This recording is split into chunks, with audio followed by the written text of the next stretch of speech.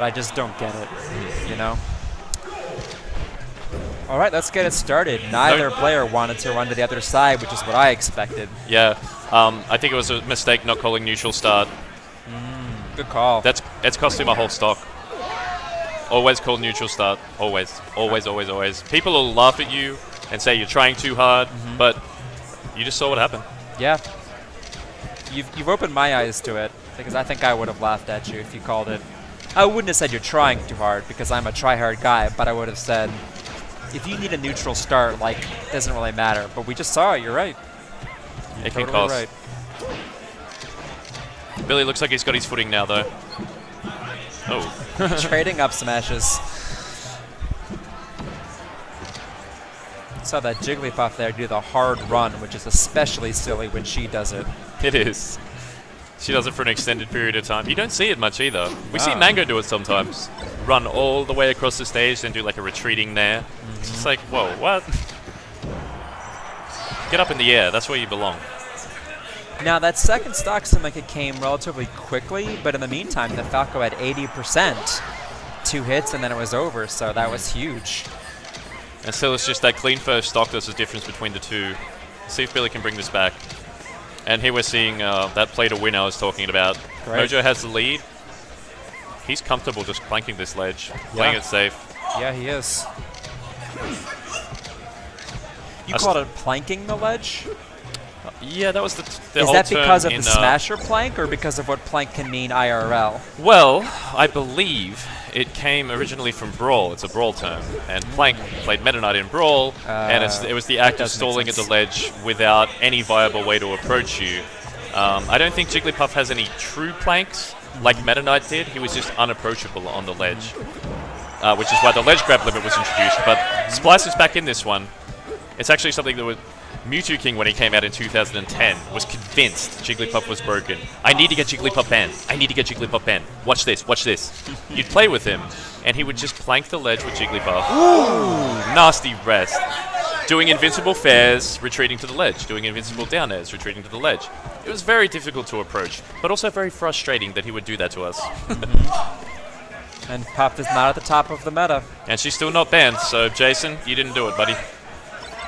And just a second ago, we saw MojoMonkey lose his third stock when Splice took advantage of it. He grabbed the ledge and came up with a back air and got that kill right there. So it is a risky thing to do, but you have to do something at some point. You can't just let him stay off the ledge. Oh, great side B. That's exactly what he needed. Uh-oh. That's not. No. Now, the trick to that is never let go of the joystick. If you're running in, keep running in if you get grabbed, because you're going to get an auto DI on it. You don't want to stop. It's great advice from SD. Yeah, now I just need to do it myself. That'd be nice. Yeah. Well, but such an interesting tip that you give, because... And I often think about this with coaching. If you need to do something that affects your mindset or something else, associate it with your something physical. Yeah, so let's like say a you're cue. tilting, for example, lean forward or lean back, whatever's the opposite of what you did, to give yourself a physical reminder not to do what your brain is doing. Right. And like you just said, think about the physicality of it, your thumb on the joystick and the pressure there. It might be easier to remember than DI on a grab. Yep. Because you got so much happening in your brain. Simplify it could be better. Yeah. Just compartmentalizing these things, making it simple. And that's what our brains do in everyday life. That's why you can't remember if you left the iron on or if you locked your car. It's because the brain just puts these things away. It makes it easier for you to concentrate on other things. But it also makes bad decisions a lot, doesn't it? Well, that's habit. Yeah. And there's a lot of literature about habits and breaking habits, and it is not an easy thing to do. And in life or in Smash. And they tend to be the lazier decisions, habits. Not always, but I'd say as a tendency.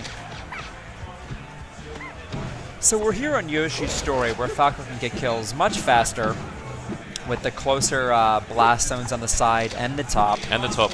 Shines off the top will become viable. Down throw. Oh, but he DIs up and actually is not required to tech. I don't think I've seen that before. Nice. All right, the neutral is going to kill. Again, the smaller Blastodes coming to his aid. Triple roll. Get out of there. The old triple roll. That was like an old Deshizwitz special. He'd go in, out, in, evade the invincibility, new stuff. Come on, Billy. No bias, but come on, Billy. Looked like Mojo might have had a couple opportunities to rest there, perhaps, but with the Falco at 70%, it almost feels like wasting it. Yeah, if he could just come down and down tilt you off the top. And he was low enough where that wouldn't have happened, but I mean, it's not as though you have a limited number of rests, but it almost feels that way, because once you do one, your opponent is all the more on guard for them. And it's also a question of trading. Once you get to a certain percent, you have to weigh up whether you want to trade a stock with a rest. Like if he gets to maybe 70 and he has a chance to rest, I don't think we'll see him take it at this point. Not even at 0? If he's at 0, yeah. I mean, if the puff is at 60 or 70, it becomes risky because you come down and you can get a big punish, get a kill straight off it. All right, Splice is doing those toward Bs over the edge, just asking to be punished hard. So a little bit of new technology there, a short dash forward into a shield stop grab, just closing that space. It's something I see Johnny do. It's a Falcon trick, but Splice just used it there, which is I haven't seen him use that before. That's nice. Oh, cool. Call that if you see it again. Yeah. Write it down that time. All right, we're going to see this edge camping again. And it can be very frustrating when you're behind and you're looking for a way to get back in the match and you confront it with something like this. It's a little jarring. You don't see it very often. In fact, at EVO, I saw Silent Spectre play a pup that did that exclusively for the entire set. And Jeff got there, but it wasn't pretty.